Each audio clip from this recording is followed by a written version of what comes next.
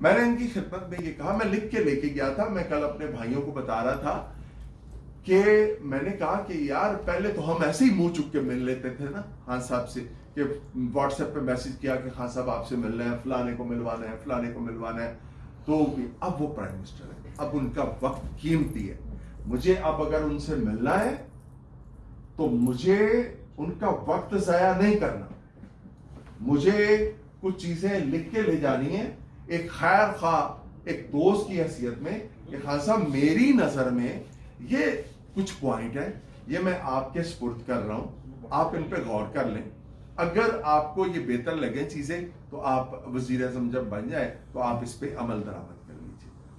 اور اس پہ پہلا پوائنٹ یہ تھا، میری ان سے بڑی ہمبل ریکویسٹ تھی کہ آپ پی ٹی آئی کے لیڈر تھے، پی ٹی آئی کے رہنما، پی ٹی آئی کے سربراہ، اب آپ کی حیثیت پی ٹی آئی کے سربراہ کی نہیں ہے، ملک کے سربراہ کی ہے.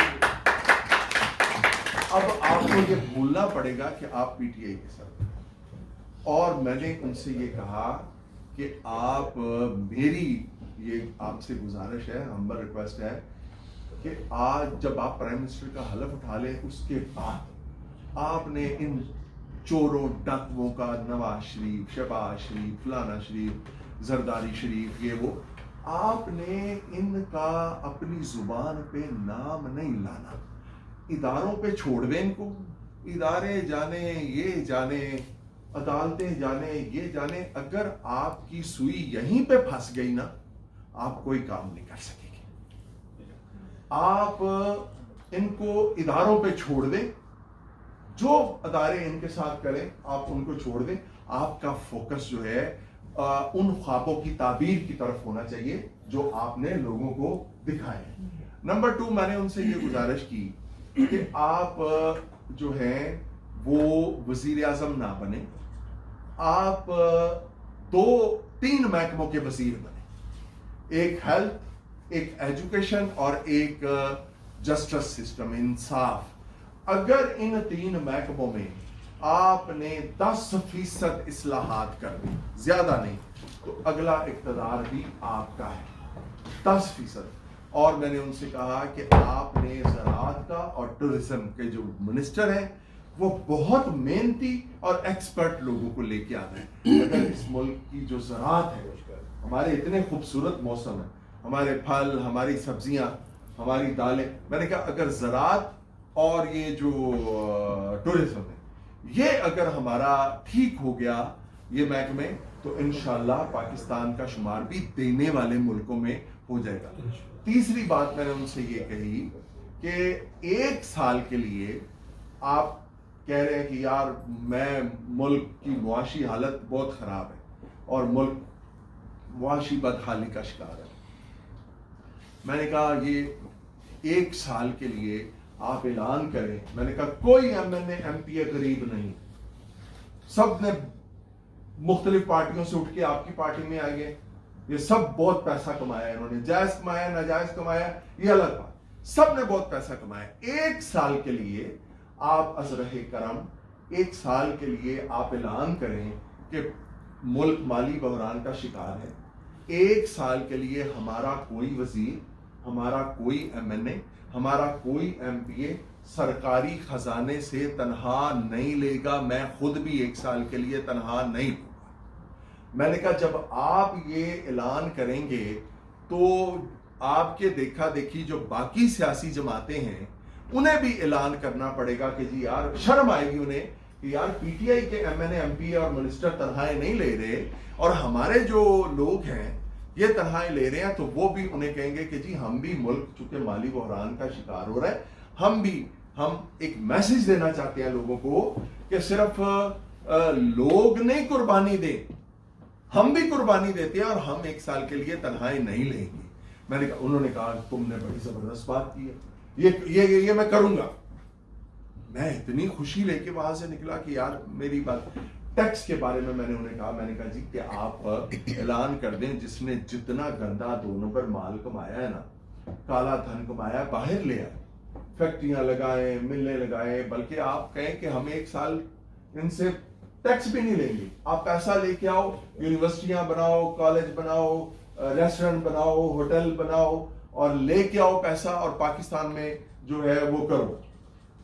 تو میں نے کہا اس سے یہ ہوگا بے روزگاری ختم ہوگی اور لوگوں کو روزگار کے اصول, اور پھر اتنا آسان کر دیں ٹیکس کے سسٹم کو کہ یہ جو بیچ میں ٹیکس کے لیے وکیل آ جاتا ہے وہ ریٹرن جمع کروانے کے لیے, پھر آدھے پیسے جو ہیں وہ انکم ٹیکس افسر کے یا پراپرٹی ٹیکس افسر کے کھیسے میں چلے جاتے ہیں, جیب میں چلے جاتے ہیں.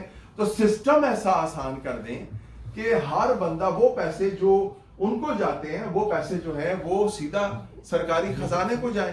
آپ ٹیکس اصلاحات جو ہے وہ اس طرح کریں. اور میں نے کہا کہ آپ کو جو آئی جی اور چیف سیکرٹری ہے صوبے کا, وہ آپ خود انٹرویو کر کے جس کا ریکارڈ صاف ہو بالکل, آپ اس کو لگائیں اور پھر اس کو ٹائم دیں, اس کو پورا ٹائم دیں. صوبوں کے چیف سیکرٹریز اور آئی جیز آپ لگائیں چن کے, ان کی رپورٹیں لے کے, اور ان کو ٹائم دیں 3 سال. ان کو کہیں کہ میں آپ سے 3 سال کا آپ کا ٹینیور ہوتا ہے, میں 3 سال بعد آپ سے پوچھوں گا, اور اگر 3 سال میں آپ نے کوئی کارکردگی نہ دکھائی, میری تبدیلی کے خواب کو پورا نہیں کیا, میں آپ کو سیک کر دوں گا, میں آپ کو معطل نہیں کروں گا, میں آپ کو تبدیل نہیں کروں گا, میں آپ کو ملازمت سے برخاست کر دوں گا. یہ کریں آپ. اور بھی کچھ پوائنٹ تھے. اب میں تو کچھ نہیں کہتا, آپ لوگ اپنے سینے پہ ہاتھ رکھ کے, اپنے دل پہ ہاتھ رکھ کے کہیں کہ میں نے کچھ غلط کہا تھا, میں نے ان کو جو مشورے دیے تھے کوئی غلط مشورے دیے تھے, میں نے انہیں, آج مہنگائی کی آپ بات کرتے ہیں, میرے بھائی صاحب نے, میں ان کا بہت احترام کرتا ہوں کہ مہنگائی پوری دنیا میں ہے, مگر مجھے بتائیں کہ پوری دنیا میں جو حکمران ہیں, خاص طور پہ آپ کے ملکوں میں جو حکمران ہیں اور جن کی ہمارے بہت مثالیں دی جاتی ہیں کہ جی امریکہ میں بھی مہنگائی ہے, برطانیہ میں بھی مہنگائی ہے, اور یورپ میں بھی مہنگائی ہے, اور فلاں ملک میں بھی مہنگائی ہے, آپ مجھے بتائیں کہ وہاں کے جو حکمران ہیں, میں خان صاحب کی بات نہیں کرتا, وہاں کے جو حکمران ہیں کیا وہ ایسی ہی شاہانہ زندگی بسر کرتے ہیں جس طرح ہمارے حکمران شاہانہ زندگی بسر کرتے ہیں؟ بھئی آپ نے پرائم منسٹر ہاؤس بنایا, آپ نے کہا تھا کہ میں اس کو یونیورسٹی بناؤں گا, آپ نے اس کو یونیورسٹی ابھی تک نہیں بنایا, 3 سال گزر گئے, پتہ نہیں اگلے 1.5 سال میں بھی یونیورسٹی بنتی یا نہیں بنتی. آپ روز ہیلی کاپٹر پہ بنی گالا سے وہاں پہ آتے ہیں, آپ پرائم منسٹر ہاؤس میں کیوں نہیں رہتے؟ آپ وہاں پہ ایک بیڈ لیں اور آپ پرائم منسٹر ہاؤس میں رہیں. آپ کو کیا ضرورت ہے کہ روز ہیلی کاپٹر بنی گالا سے پرائم منسٹر ہاؤس تک جاتا ہے؟ یہ بکریاں بیچنے سے, گائے بھینسیں بیچنے سے, ان سے کیا ہوا؟ مرغیاں پالیں, انڈے دیں. پرائم منسٹر کا یہ لیول نہیں ہوتا کہ جی وہ ہم پبلک ٹوائلٹ صاف کریں گے, یہ تو ایک کونسلر کا کام ہے.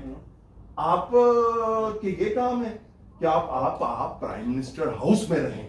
یہ گریس ہے آپ کی, یہ پرائم منسٹر کے عہدے کی گریس ہے کہ پرائم منسٹر جو ہے وہ پرائم منسٹر ہاؤس میں رہے.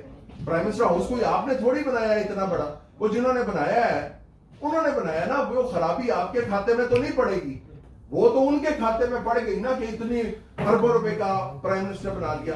آپ وہاں پہ ایک گھر میں رہیں کہ آپ کو وہاں کپڑے پہ روز نہ آنا. اور مہنگائی کا کیا سارا ذمہ داری اور سارا ٹھیکہ عوام نے لیا ہوا ہے. خدا کی قسم یہاں پہ حالات یہ ہو گئے. عذر ایمان, بٹ صاحب نے ایک بات کہی کھا کر کے دل پہ میرے وجی کہ ہمارا عمران خان پہ ایمان اتنا ہی مضبوط ہے جتنا خدا پہ ہمارا ایمان مضبوط ہے. میں آپ کو بتا رہا ہوں یہ حالات لوگوں کی غربت کی ہو گئے ہیں کہ لاہور میں اور کئی جگہ پہ سینٹر کھلے. یہ جو لوگ اپنے بے اولاد جوڑے وہاں پہ آتے ہیں, اپنی رجسٹریشن کراتے ہیں, اور لوگ غربت سے بچنے کے لیے اپنے بچے تک بیچتے ہیں. 3 لاکھ روپے کا بیٹا بیچ کے جاتے ہیں, 1 لاکھ روپے کی اپنا بچی بیچ کے جاتے ہیں ان کے پاس. اتنی وہاں پہ لوگ جو ہیں وہ غربت سے تنگ.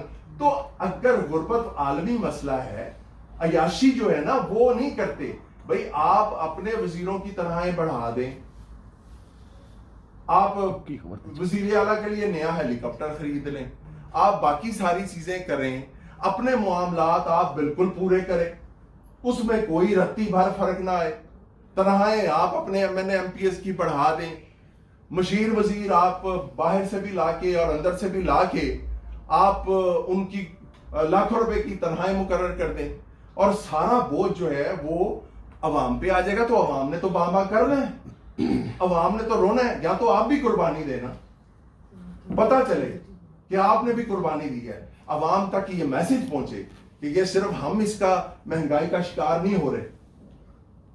یہ ہمارے جو وزیر ہیں، ہمارے جو مشیر ہیں، یہ بھی چار جب سیکیورٹی نہیں ہوگی وزراء کے پاس اور پروٹوکول نہیں ہوگا اور باقی ساری چیزیں ہوگی، یہ ہم نے تو نہیں کہا تھا بھائی.